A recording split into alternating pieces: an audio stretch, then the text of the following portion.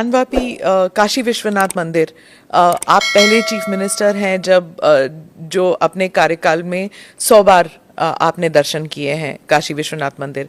क्या ज्ञानवापी मस्जिद को लेकर, मैं इसलिए पूछ रही हूँ जैसे क्योंकि आप गोरखनाथ पीठ के पीठाधीश के नाते भी पूछ रही हूँ, क्या इस प्रॉब्लम का कोई सोल्यूशन है? देखिए, अगर हम उसको मस्जिद कहेंगे तो फिर विवाद होगा। हमें ज्ञानवापी बोल देना चाहिए। वो ज्ञानवापी है और माननीय न्यायालय में गया है। माननीय न्यायालय स्वयं देख लें, अगर वहाँ साक्ष्य हैं, भौतिक साक्ष्य हैं, शास्त्रीय प्रमाण होंगे, अन्य पुरातात्विक प्रमाण भी होंगे, तो स्वाभाविक रूप से इस पे निर्णय होना चाहिए। और मैं अपील करूंगा मुस्लिम समाज से भी, देखिए, हमें आज विकास के बारे में चर्चा करनी चाहिए। पाकिस्तान की दुर्गति और उसकी दलिद्रता और उसकी छीना झपटी आप देख रहे होंगे, क्या दुर्गति प्राप्त कर रहे हैं। दूसरों को कांटा बोलने वाला व्यक्ति कभी उसके ऊपर पुष्प की वर्षा नहीं होती है, उन कांटों से ही उसको उसके शरीर भी छलनी छलनी होते हैं। आज जो पाकिस्तान में हो रहा है उसके कर्मों का फल है ये। आज जो भूखमरी का शिकार पाकिस्तान बना हुआ है, यह अपने कर्मों का फल भोग रहा है। इसलिए पुरानी गलतियों की पुनरावृत्ति न होने दें। बहुत शांतिपूर्ण तरीके से उपलब्ध साक्ष्य जो इस बात को प्रमाणित करते हैं। मुझे लगता है कि भगवान ने जिसको दृष्टि दी है वो देखे ना, त्रिशूल मस्जिद के अंदर क्या कर रहा है। हमने तो नहीं रखे ना, वहां तो सुरक्षा है, सेंट्रल फोर्सेज है, उनके मुतवल्ली हैं, ताला चाबी उनके पास रहती है। त्रिशूल कैसे वहां बने हुए हैं? ज्योतिर्लिंग हैं, देव प्रतिमाएं हैं, पूरी दीवारें चिल्ला चिल्ला के क्या कह रही हैं। और उसके बाद भी हम जानबूझ करके, देखिए, एक होता है कि जन्म से दिखाई नहीं देता है, हम मान सकते हैं कि दिव्यांग है, जन्मांध है, दृष्टिबाधित है, एक जानबूझ करके ढोंग करे। जो दृष्टिबाधित है उसको दिशा दिखाई जा सकती है, लेकिन जो ढोंग कर रहा है उसको कोई दिखा नहीं सकता है। आप ढोंगी किसे कह रहे हैं? मैं इसीलिए कह रहा हूं ना, जो उन प्रमाणों को नकार रहा है, उन प्रमाणों के बाद भी ये कहता है कि नहीं साहब, तो जबरदस्ती वाली बात करते हैं। देखिए, आप इतिहास में तोड़ मरोड़ कर सकते हैं, लेकिन उन ऐतिहासिक साक्ष्यों के साथ नहीं जो वहां की दीवारें चिल्ला चिल्ला के कहती हैं। और उन ऐतिहासिक साक्ष्यों को भी देखने की आवश्यकता है। और मुझे लगता है कि ये प्रस्ताव मुस्लिम समाज की तरफ से आना चाहिए कि साहब, ऐतिहासिक गलती हुई है और उस गलती के लिए हम चाहते हैं समाधान हो। उनकी पार्टियां सब कहते हैं कि आपकी पार्टी है जो एक सिस्टम लाना चाहती है, और उस सिस्टम के अंतर्गत आप जुडिशरी को, इलेक्शन कमीशन को, मीडिया को, सबको दबा के रखते हैं। और यूसीसी भी उसी में कह रहे हैं कि यूनिवर्सल सिविल कोड भी उसी रास्ते में एक है। देखिए, यूसीसी के बारे में दुष्प्रचार ज़्यादा है। मुझे एक बात बताइए कि हम न्याय की बात करते हैं, हम सामाजिक न्याय की बात करते हैं और परिवार में न्याय नहीं कर पा रहे हैं। ये शुरुआत परिवार से तो करो। शादी ब्याह का हो या संपत्ति और विरासत का मामला, ये सब पे एक समान रूप से लागू होना चाहिए। वन नेशन वन लॉ की थ्योरी लागू तो होनी ही चाहिए। अगर एक देश के नागरिक हैं, और दुर्भाग्य है कि दुनिया के अंदर अल्पसंख्यक समुदाय अपने लिए विशेष अधिकार की मांग नहीं करता, वो बहुसंख्यक समाज के साथ जुड़ने की बात करता है। और भारत के अंदर ये लोग अल्पसंख्यक के नाम पर अपने लिए विशेष अधिकार की मांग करते हैं। भारत के कानून को हर एक को स्वीकार करना चाहिए और उसी में सबकी सुरक्षा और सबकी समृद्धि निहित है। आपने कहा था कि आपके राज्य में अब युवाओं के हाथ में एक हाथ में पहले हाथ में तमंचा हुआ करता था, अब टैबलेट है। टैबलेट है। तो आप तमंचा किसके बारे में बात कर रहे थे? सपा शासन? सपा के सरकार में यही होता था, क्योंकि कोई रोजगार तो होता नहीं था। नौकरियां निकली तो सत्ता से जुड़े हुए दलाल बैग लेकर के प्रदेश में घूमने निकल जाते थे वसूली में। सबकी पर्चियां जाती थीं, फिर उसी के हिसाब से नियुक्तियां होती थी, फिर न्यायालय उसमें रोक लगाती थी।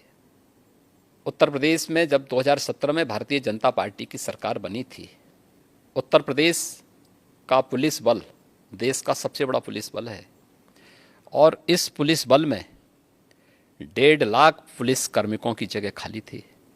अनुमान करिए कैसे चलता रहा होगा ये प्रदेश। मैंने मार्च 17 में पूछा, मैंने कहा भी ये जो है इतने पद खाली पड़े हुए हैं तो भर्ती के लिए क्या हुआ? कहा साहब कोर्ट की रोक है। कोर्ट की रोक क्यों है? फिर न्यायालय ने कोई कारण से रोका होगा ना। तो फिर बताया गया कि साहब जो है प्रक्रिया गलत थी। मैंने कहा गलत क्या थी बताओ मुझे। जब भर्ती बोर्ड को मैंने बुलाया, उन्होंने कहा साहब इसमें लीकेजेज की ये संभावनाएं थी। तो मैंने कहा न्यायालय ने ठीक तो किया था। हमने यूपी पुलिस में पिछले 5 वर्ष में 1,65,000 पुलिस की भर्ती की प्रक्रिया को बिना किसी रुकावट के पूरी की है। वे सभी नौजवान, जिसमें 20% महिला पुलिस कार्मिक भी हैं। ये केवल उसी में नहीं, शिक्षकों की भर्ती में भी। आप सोचिए, बेसिक शिक्षा में 1.5 लाख पद खाली थे। हमने उस प्रक्रिया को 1,64,000 से अधिक भर्ती शिक्षकों की भी पूरी की है। बेसिक और सेकेंडरी एजुकेशन की बात कर रहा हूं मैं। हायर एजुकेशन और टेक्निकल एजुकेशन की या मेडिकल एजुकेशन की भी मैंने चर्चा नहीं की। ये भर्ती अलग है। और ये सभी प्रक्रियाएं पूरी पारदर्शी तरीके के साथ, पूरी शुचिता के पूर्ण तरीके से संपन्न हुई हैं।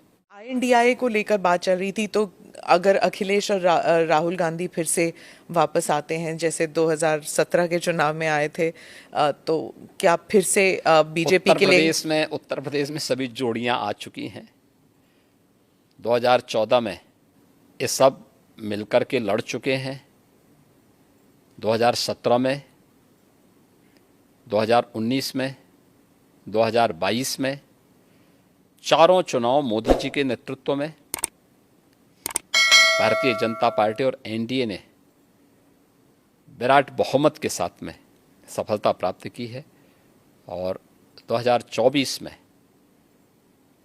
उत्तर प्रदेश भी और देश भी इंतजार कर रहा है।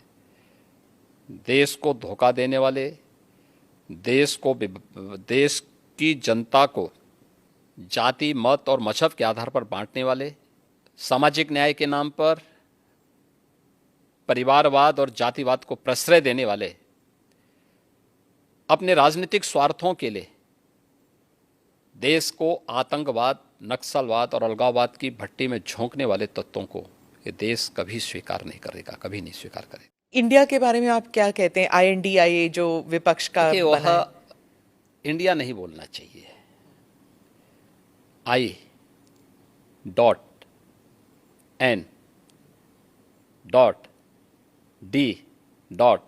हर एक उसमें डॉट लग गया उसका। तो चोला बदलने से पिछले कर्मों से मुक्ति नहीं मिल जाएगी। जनता तो पुराने करामातों को देख रही है। वह करामात यूपीए का हो, कांग्रेस का हो, सपा का हो, या फिर जो और लोग हैं, आम आदमी पार्टी का है। क्या गदर मचा रखी है इन लोगों ने। टीएमसी का हो या जो भी, सबकी एक जैसी स्थिति है। तो इसलिए ये लोग चोला बदल करके देश को भ्रमित करना चाहते हैं। देश की जनता लोकतांत्रिक दृष्टि से बहुत परिपक्व है। आपने विधानसभा में कहा कि हम माफिया को मिट्टी में मिला देंगे, तो जब ऐसे वो उमेश पाल मर्डर के केस में हुआ था शायद, तो जब ऐसे होता है तो सोशल मीडिया में फैल जाता है, चलो जी अब गाड़ी उलटने वाली है, योगी जी को बुलाओ। जब अमृतपाल भी भाग गया था तो कहते योगी जी के, अगर योगी जी के राज में होता तो ये तो कभी ना होता, वो तो गाड़ी उलट ही देते। देखिए, कानून का राज हर हाल में होना चाहिए और सुरक्षा की गारंटी हर व्यक्ति को मिलनी चाहिए। सरेआम एक अधिवक्ता की कोई हत्या कर दे, ये स्वीकार्य नहीं हो सकता है। और जो लोग इन माफियाज को संरक्षण करते थे तो उनको विधानसभा में ही संदेश दिया गया था कि माफिया को बहुत संरक्षण दे हो, ये माफिया मिट्टी में मिल जाएंगे, चिंता मत करो। आप रिग्रेट नहीं करते हैं ये आपने जो कहा? नहीं, काहे, किस बात के लिए? कुछ भी गलत नहीं था। यही तो आपका जो ये आक्रामक एक स्टाइल है, उस स्टाइल को बहुत से लोग कॉपी करने लग गए हैं, या उस स्टाइल को लेकर एक योगी स्टाइल बन गया है कि देखिए, हाँ, कोई स्टाइल नहीं है। देखिए हम लोग, आप मना करें, हम लोग तो एक सामान्य उसके तहत काम करते हैं। देखिए, जो समाज के अनुकूल है, एक सामान्य नागरिक के अनुकूल है, प्रदेश के अनुकूल है, हम वही करेंगे। पर जैसे आपके प्रदेश में 19% मुसलमान पॉपुलेशन है, और कई लोग कहते हैं, उस समुदाय के लोग कहते हैं कि आप वो बुलडोजर को उनके घरों को तोड़ने में इस्तेमाल करते हैं। किसी कोई निर्दोष मुस्लिम आके बता दे कि मैं निर्दोष था, मेरे साथ अन्याय हुआ है, कोई बता दे, कोई नहीं बोल सकता। और फिर न्यायपालिका तो सबके लिए खुली है ना। पर जैसे अगर किसी ने कानून तोड़ा है, जैसे ये माफिया के लोग हैं, पर उनका घर तोड़ना क्यों जरूरी पड़ गया? नहीं, अगर किसी ने सरकारी संपत्ति पे कब्जा किया है तो उसके लिए क्या करूं? आरती लेके जाऊं, थाली सजाऊं उनकी, जो अब तक होता था? उत्तर प्रदेश की जनता क्या चाहती है? उत्तर प्रदेश की जनता यही चाहती थी कि उनको सुरक्षा मिले और इन गुंडा तत्वों पर, इन माफियाज पर सख्ती हो। बीजेपी को प्राप्त जनादेश इस शक्ति की ओर लगातार इशारा करती है, आम पब्लिक के सेंटिमेंट को इसके साथ जोड़ती है। 19 से 20% आबादी हो या 100% आबादी, कानून का राज सबके हित में है और वही समृद्धि का मार्ग भी आगे बढ़ाएगी, वही प्रदेश में एम्प्लॉयमेंट जनरेट करेगी, वही प्रदेश की बेटियों को सुरक्षित करेगा, और यही उत्तर प्रदेश के अंदर किया गया।